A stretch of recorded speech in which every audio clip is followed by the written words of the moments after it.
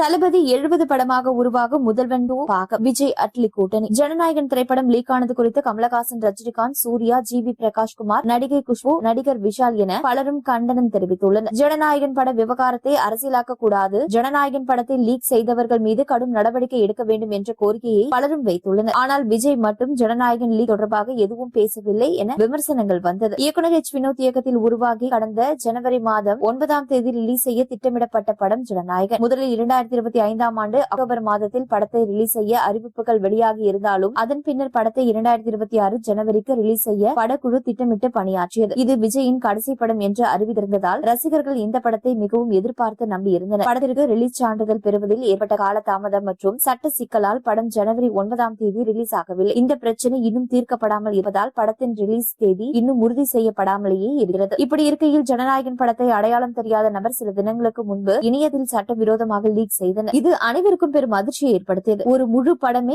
இவ்வளவு தரமான HD பிரிண்டில் league ஆகிறது என்றால் தயாரிப்பாளர்கள் எப்படி பணம் போட்டு படம் எடுக்க முன் வருவார்கள் என்று மாநில மத்திய அரசுகளை நோக்கி கேள்வி எழுப்பினர். திரையுலகில் இருந்து பலரும் இது தொடர்பாக கண்டனங்களை தெரிவித்து வந்த நிலையில் நடிகர் விஜய் தவிர படக்குழுவினர் அனைவரும் கண்டனம் தெரிவித்துவிட்டனர். ஆனால் விஜய் இதுவரை எதுவும் இது தொடர்பாக கருத்து தெரிவிக்காமல் இருக்கிறார். இந்த நிலையில் படம் லீக் ஆனதால் தயாரிப்பாளர்களுக்கு ஏற்பட்ட நஷ்டத்தை ஈடு செய்ய விஜய் ஒரு முடிவு எடுத்துள்ளதாக தகவல்கள் வெளியாகியுள்ளது. அதாவது ஜனநாயகன் படத்தை தயாரித்த கேவிஎன் நிறுவனத்திற்கு மீண்டும் ஒரு படத்தில் நடித்துக் கொடுக்க விஜய் முடிவு செய்திருப்பதாகவும் அந்த படமே விஜயின் கடைசி படமாக இருக்கும் என்றும் அந்த படத்தை விஜயின் அபிமான இயக்குநரான லோகேஷ் கனகராஜ், அட்லி அல்லது நெல்சன் திலீப்குமார் என இவர்கள் மூவரில் யாராவது அதிக வாய்ப்புகள் இருக்கிறது என்றும் தகவல்கள் வெளியாகிறது. தமிழக சட்டமன்ற தேர்தல் தீவிரமாக விஜய் செயல்பட்டு வருகிறார். அதனை மனதில் வைத்து தரமான பொலிட்டிக்கல் ஜானர் கதையில் விஜய் நடிக்கலாம் என கூறப்படுகிறது. இயக்குநர் சங்கரும் அதற்கேற்ப ஒரு கதை கூறியுள்ளார். அதனால் விஜய் சங்கர் இயக்கத்தில் ரெடியாகி விட்டதாக தெரிகிறது. ஒருவேளை கூட்டணி டிராப் ஆனால் தனது செல்ல தம்பி அட்லி இயக்கத்தில் அந்த கதையை நடிக்க பிளான் செய்துள்ளாராம் விஜய். ஏற்கனவே அட்லி ஆலப்புறான் தமிழன் என்ற டைட்டிலை பதிவு செய்து வைத்திருக்கிறார். சங்கர் கதை என்றால் முதல்வன் 2ஆம் பாகமாக உருவாக வாய்ப்புள்ளதா? விரைவில் தளபதி 70 படம் பற்றிய அப்டேட்டும் வெளியாகும் என தெரிகின்றது.